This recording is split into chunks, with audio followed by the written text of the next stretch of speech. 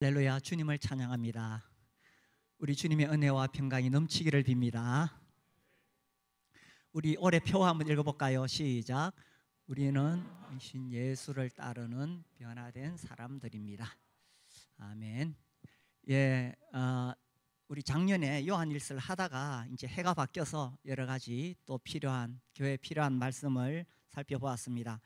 이제 다시 또 요한일서로 돌아왔습니다. 요한일서 먼저 2절 말씀을 보면 사랑하는 자들아 우리가 지금은 하나님의 자녀라. 저는 이 말씀을 읽으면서 굉장히 감동이 되었어요. 우리가 하나님의 자녀가 되었다. 지금 하나님의 자녀다. 이것이 얼마나 고귀한 신분인가, 우리가 얼마나 놀라운 특권을 얻었는가 하는 것입니다. 그래서 1절에서 보라, 아버지께서 어떠한 사랑을 우리에게 베푸사 하나님의 자녀라 일컬음을 받게 하셨는가. 우리가 하나님의 자녀가 되었다는 것이 얼마나 놀라운가, 얼마나 놀라운 하나님의 사랑을 받았는가, 이렇게 감탄을 하고 있죠.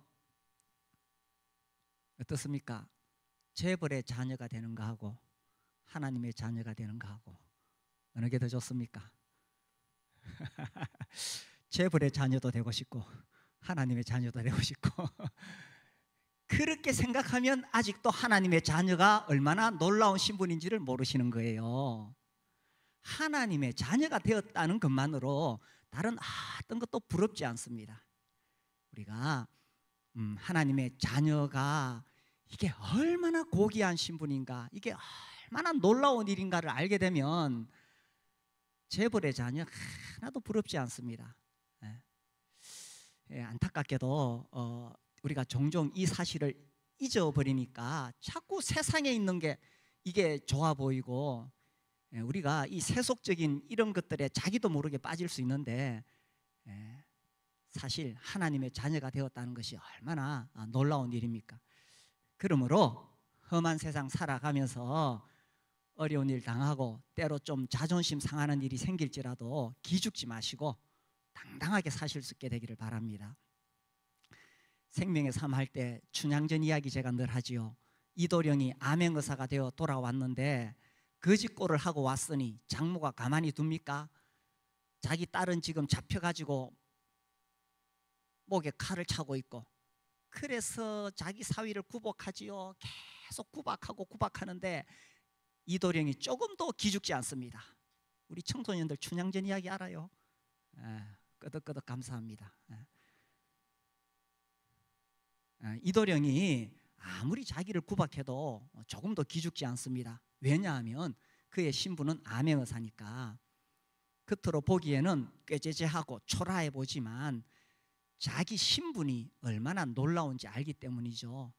그래서 우리가 이 세상 사는 동안에 내가 하나님의 자녀라는 이 신분이 얼마나 놀라운 건지를 알아야 된다는 거죠. 살면서 시련을 당합니다. 하나님의 자녀도 똑같이 어려운 일 당해요. 뭐 사고가 날 수도 있지요. 병에 걸릴 수도 있습니다. 자식들이 애먹일 수도 있고, 하나님 자녀도 이 땅에서 똑같이 시련을 당합니다. 그러나 하나님의 자녀는 그런 시련 속에서도 당당하게 살아야 되는 거죠. 제가 한 번은 참 마음에 답답한 일이 있어가지고 누구에게 부탁을 했어요. 뭐 평소에 늘 기도하면서 주님과 대화를 하잖아요. 그래서 제가 주님께 이렇게 이야기했어요. 주님, 제가 너무 답답해서 지푸라기라도 잡는 심정으로 그 사람에게 부탁했어요. 그러니까 주님이 딱 제게 들려주신 말씀이 있어요. 야야, 지푸라기를 왜 잡니? 내 손을 잡아라. 그렇죠. 동아줄보다 더 튼튼한 주님의 손이 있는데 왜 내가 지푸라기를 잡으려고 했지? 그래가지고 너무 죄송했어요. 하나님의 자녀는 예수의 이름으로 아버지 하나님께 기도할 수 있습니다. 이게 하나님의 자녀의 특권이에요. 세상 사는 동안에 또 얼마나 많은 유혹이 있습니까? 세상은 정말 알록달록해 보이고 또 그거 가지지 못하니까 나 스스로 위축되고 자존심 상하죠. 그래 할지라도 하나님의 자녀는 그런데 넘어가면 안 돼요. 그 잠시 눈앞에 보이는 그 이익 때문에 넘어가는 건 참 어리석은 거예요. 성경에 그런 사람이 나오지요. 에서가 사냥하고 돌아왔는데 너무 배가 고파요.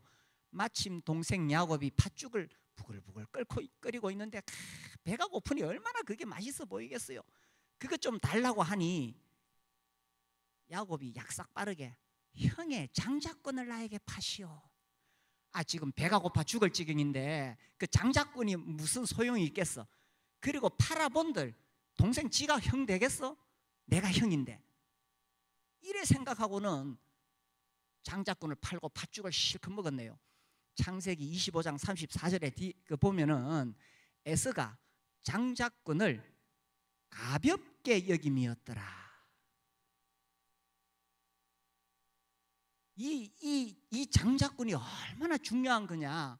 하나님께서 인류를 구원하시기 위해서 이 자기 아들을 보내시려는 계획 속에 있는 거예요.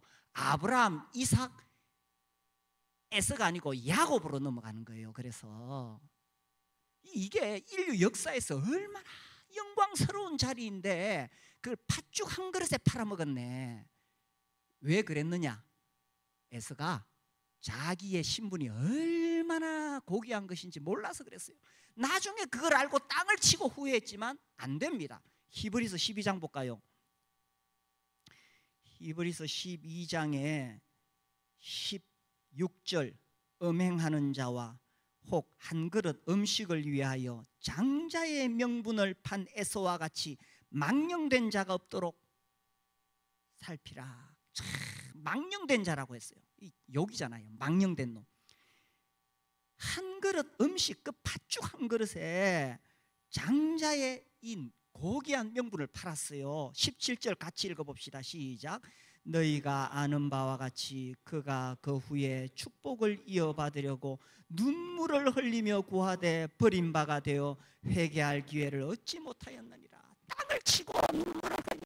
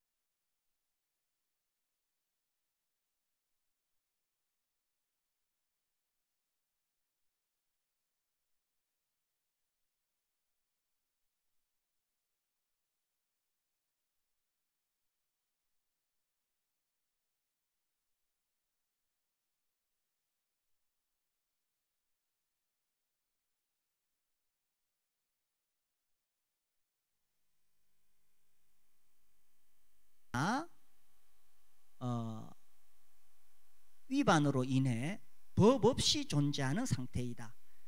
죄에 대한 이런 정의는 죄의 본질적 특성을 하나님의 법이나 뜻을 거부하고 그 자리에 자기의 뜻을 두는 것으로 규정한다.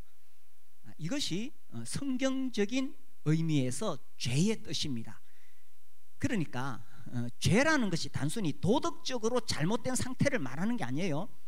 성경에서 말하는 죄는 하나님의 법과 하나님의 뜻, 하나님이 앉아 계신 그 자리를 무시해버리고 내가 반역을 일으켜서 내가 하나님 자리에 앉아서 내 뜻대로 행하는 것을 죄라고 해요. 이게 성경적인 의미입니다.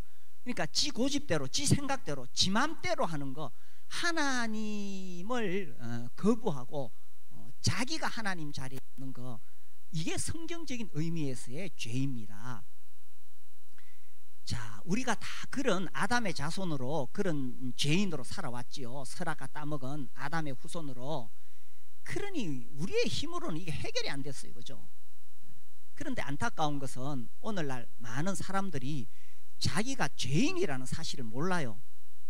우리 교회도 이제 오시는 분들, 우리 교회에서 계속 복음을 전하는데 자기가 죄인인 것을 인식을 못해요. 그러나 계속 이렇게 하나님 말씀을 듣고 예배 자리에 나오고 이렇게 하다 보면 어느 날 자연스럽게 내가 죄인이라는 것을 깨닫게 됩니다. 왜냐하면 빛이신 하나님 앞에 계속 오다 보면 이게 자기 모습이 보여요. 아, 내가 죄인이구나.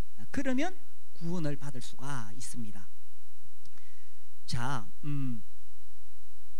그래서 우리가 이런 죄인인데 죄인이 하나님 자녀가 될 수가 없잖아요. 그래서 우리가 요한일서 3장 5절에서 읽었지요. 그가 우리 죄를 없애려고 나타나셨다. 우리를 하나님의 자녀로 삼으시기 위해서 예수님께서 우리 죄를 없애시려고 성육신해서 이 땅에 오셨다는 뜻입니다. 자, 우리 죄를 없앤다고 했을 때에 저는 여기에 삼중적인 의미가 있다고 생각합니다. 구원이라는 것은 죄 문제를 해결하는 것인데 여기는 삼중적인 의미가 있어요. 첫 번째는 죄의 형벌로부터 구원입니다. 우리 죄인인데 죄인인 우리는 하나님 자녀도 될 수 없고 천국도 갈 수 없기 때문에 이 죄를 없애려고 예수님이 오셔서 십자가에 못 박혀 죽으신 거예요. 그래서 예수님께서 십자가에서 그 피를 흘리심으로 예수님의 십자가 피로 우리의 죄를 다 씻어주셨어요. 이게 얼마나 놀라운 일입니까? 이게 얼마나 놀라운 일입니까? 히브리서 10장 17절 너희의 죄와 너희의 불법을 내가 다시 기억지 아니하리라. 이게 얼마나 놀라운 일입니까? 예수님의 피로 우리 죄가 다 용서가 되었기 때문에 하나님께서 이제 더 이상 우리의 죄를 기억하지 않겠다고 하셨습니다. 우리 가운데 아직 예수님을 영접하지 못하신 분이 계신다면 예수님을 영접해서 구원을 받으시게 되기를 바랍니다. 예수님이 내 죄를 이미 다 씻어 주셨는 거예요. 그래서 우리는 이 놀라운 은혜를, 이것을 기억하고 노래하기 위해서 매주 떡과 잔을 통해서 성찬식을 하고 만찬 예배를 드립니다. 우리가 이 떡과 잔 앞에서 하나님께 감사를 드릴 때는 하나님, 나 이거 부족한데 이것 좀 주시오, 또 저것 좀 주시오, 이거 주시오, 저거 주시오, 그렇게 구하는 기도하지 않습니다. 아니, 하나님이 우리 죄를 없애려고 자기 아들을 십자가에 주셨는데, 우리에게 이렇게 놀라운 구원을 베풀어 주셨는데 뭐 이거 달라 저거 달라 할 게 뭐 있어요? 그저 감사하고 감사하고 감사해도 부족하지. 그래서 우리는 만찬 예배 시간에는, 그러니까 다른 수요 집회나 뭐 다른 기도 시간에는 기도를 해요. 하나님 이것도 해주시고 저것도 해주시고 기도합니다. 그런데 만찬 예배 시간에는 그냥 하나님이 우리에게 베풀어 주신 이 놀란 은혜 속에서 그냥 확 잠겨드는 거예요. 나 같은 죄인을 위해 하나님이 그 아들을 보내셨다. 그래서 그 시간엔 그냥 감사하는 거예요. 하나님 감사합니다. 예수님 감사합니다. 나 같은 죄인 살려주셔서 감사합니다. 그래서 이 만찬 예배 시간에는 그냥 감사만 드리고, 그리고 나아가 주님 이렇게 나에게 큰 구원을 베푸셨으니 나도 이 복음을 전하며 살게 해주십시오. 나도 하나님 뜻대로 살게 해주십시오. 그런 헌신의 기도를 하는 거예요.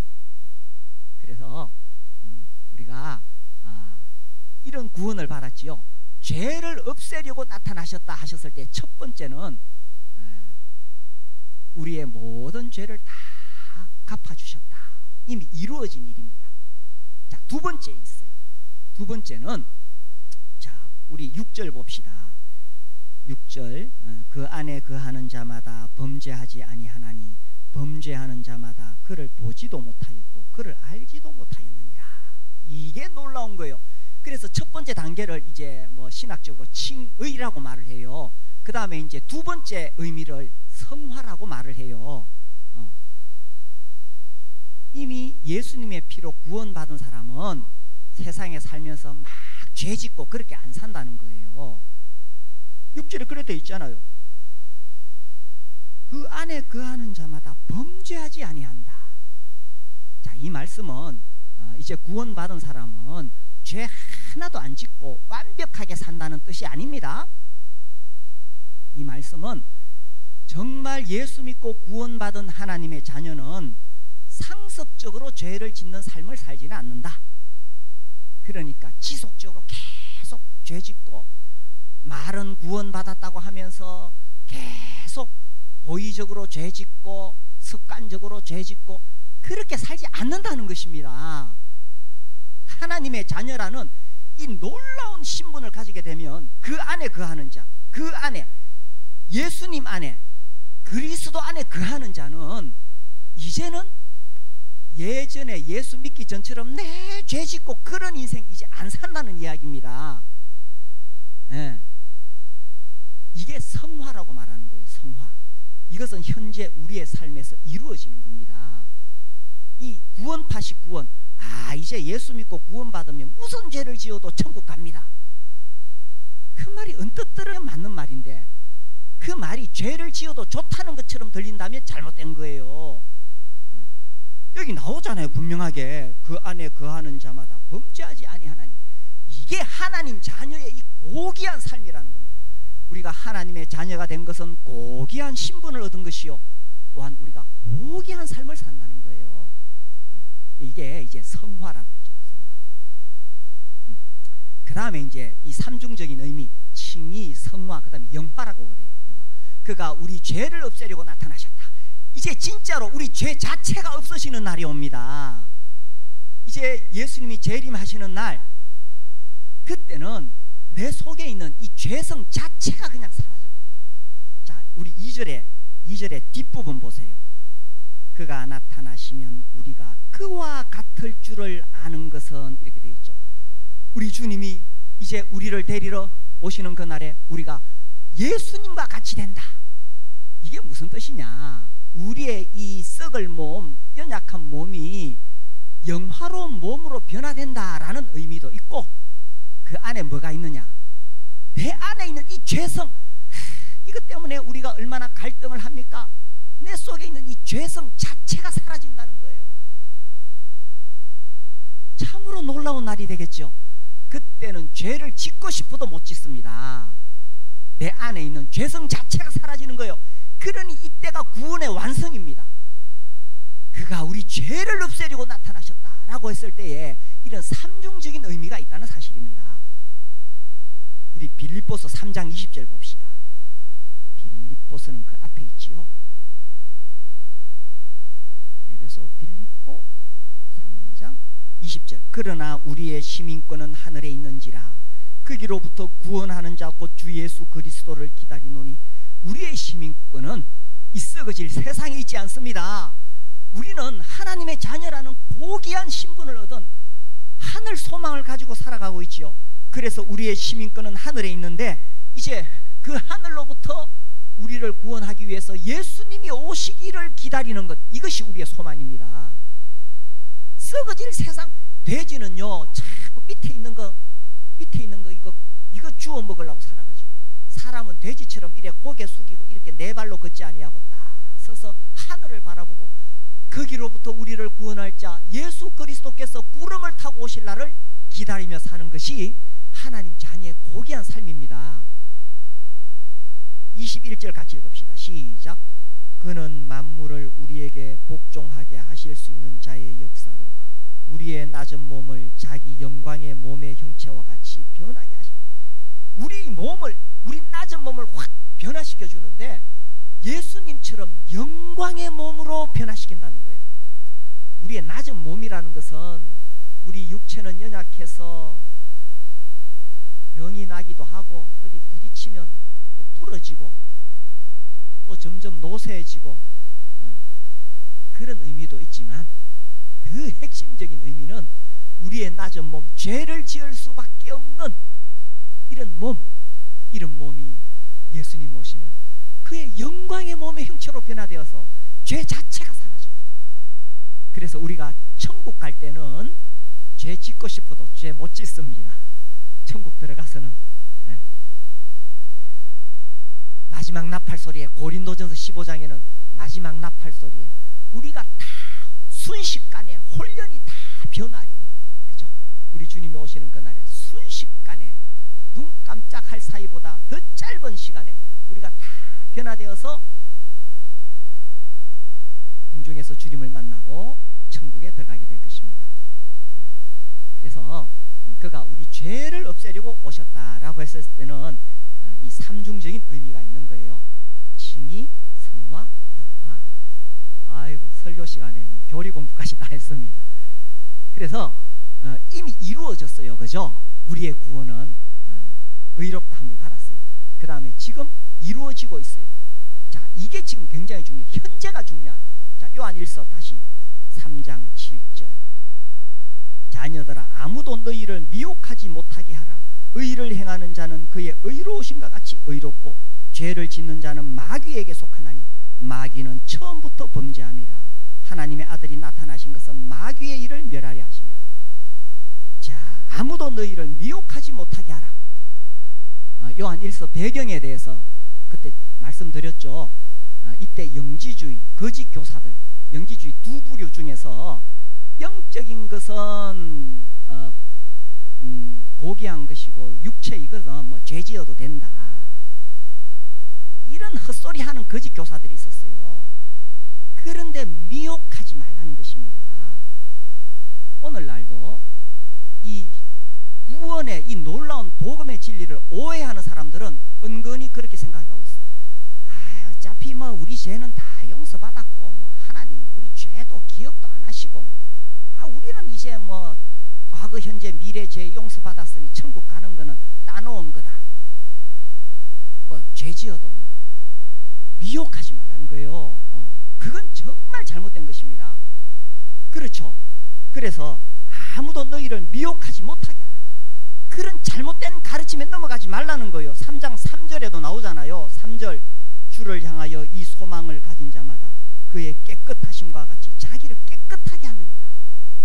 그래서 하나님의 자녀는 이와 같이 고귀한 삶을 삽니다. 아무도 너희를 미혹하지 못하게 하라. 정말 예수의 피로 구원받아 죄사함 받아 천국 가는 하나님의 자녀들은 이런 고귀한 삶을 사는 거예요. 이 마귀하고 딱 비교하잖아요. 마귀는 죄는 하나님을 인정하지 않는 것이 죄라고 했죠. 마귀는 어떻게 해서든지 그 자리에 나를 앉혀놓고 네 마음대로, 네 생각대로, 네 뜻대로 살아라. 이게 마귀가 하는 짓이거든요. 거기에 속지 말아라. 그것을 없애려고 예수님이 오신 것이다 라는 것입니다. 자, 이제 9절 봅시다. 9절 우리 같이 읽어봅시다. 시작. 하나님께로부터 난 자마다 죄를 짓지 아니하나니 이는 하나님의 씨가 그의 속에 거함이요 그도 범죄하지 못하는 것은 하나님께로부터 났습니다. 자, 이 말씀을 딱 보시고 이제 이 둘 중에 뭐가 맞는지 맞춰보세요. 1번, 하나님의 자녀는 죄를 지으면 안 된다. 2번, 하나님의 자녀는 죄를 짓지 않는다. 뭐가 맞아요? 네? 제가 아까 우리 주교사들 설교 시간에 이제 초딩들이 둘이 앉아서 제가 물으니까 딱 맞추더라고. 초딩이 2번 그러더라고. 보세요. 물론 1번도 맞습니다. 하나님의 자녀는 죄를 지으면 안 된다. 맞는 말인데 여기 9절에서 이 성경에서 우리에게 가르치는 것은 2번입니다. 그죠? 하나님께로부터 난 자마다 죄를 짓지 않는다는 거예요. 왜? 하나님의 씨가 그 속에 있기 때문에. 정말 예수님을 영접하고 성령을 모시면 죄를 짓지 않는다는 거예요. 아까 말씀드렸듯이 이것은 뭐 완벽한 삶을 산다 그런 뜻은 아니에요. 한동안 그렇게 주장하는 사람들이 있었어요. 진짜 예수를 믿고 구원을 받아 성령을 받고 또 막 성령 세례를 받고 영적으로 높은 차원에 올라가면 죄를 하나도 안 짓는다. 요거를 완전 성화주의라고 말합니다. 나중에 혹시 그런 소리 하는 사람 만날까봐 제가 미리 말씀드리는 거예요.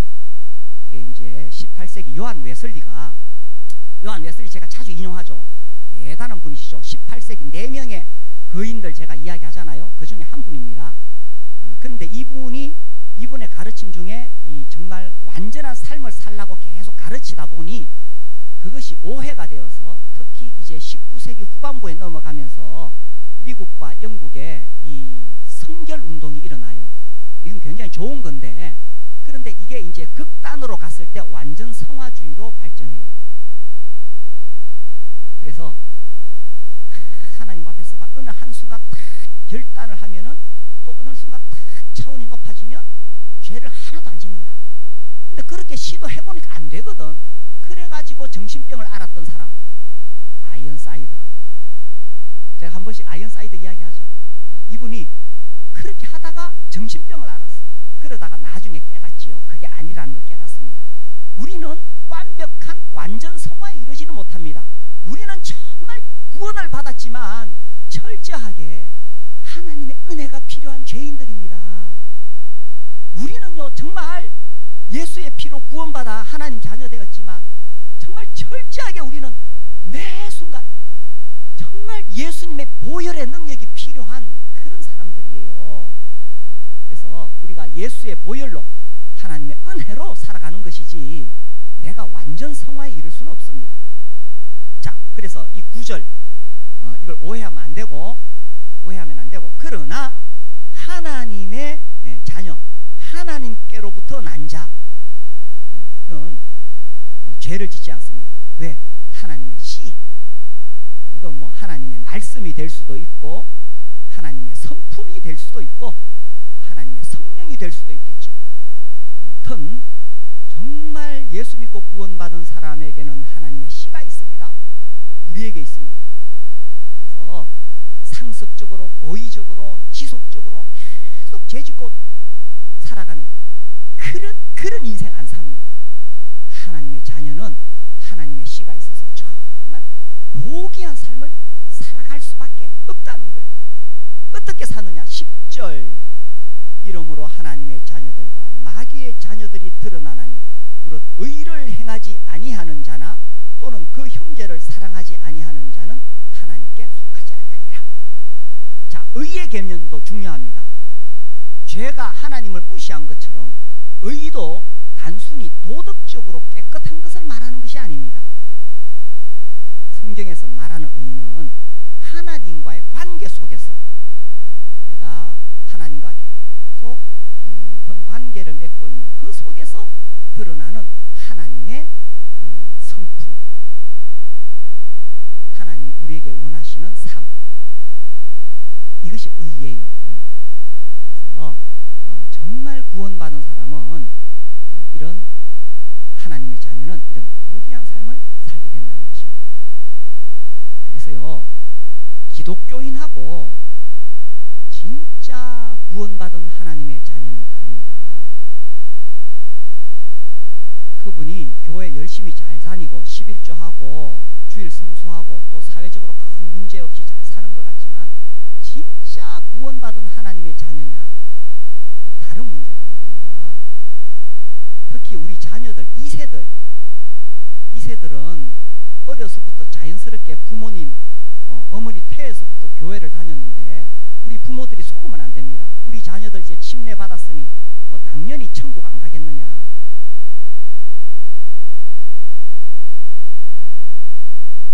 단순히 그렇게만 생각할 수 있는 것은 아니라고 저는 느껴져요.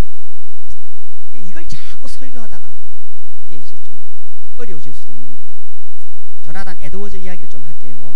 제가 한 번씩 이야기하잖아요. 18세기의 거인들, 그 미국의 1차 대각성 운동 일어날 때에 그 중심에 있었던 인물 조나단 에드워즈. 이분은 뭐 아무튼 이분 최고로 꼽습니다. 그 20세기 최고의 설교자라고 하는 영국의 마틴 로이드 존스, 이분이 이런 말을 했어요. 좀 어리석게 들릴지 모르겠지만 내가 이런 말을 하고 싶은 유혹이 든다.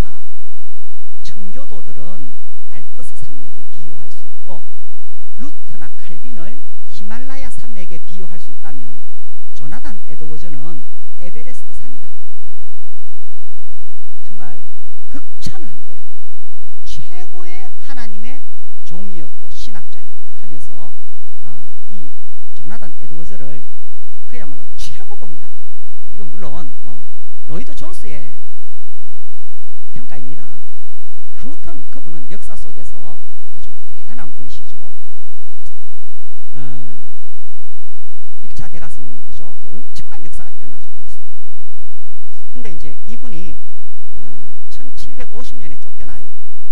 이분이 1726년부터 1750년까지 24년 동안 목회하던 교회, 그 교회는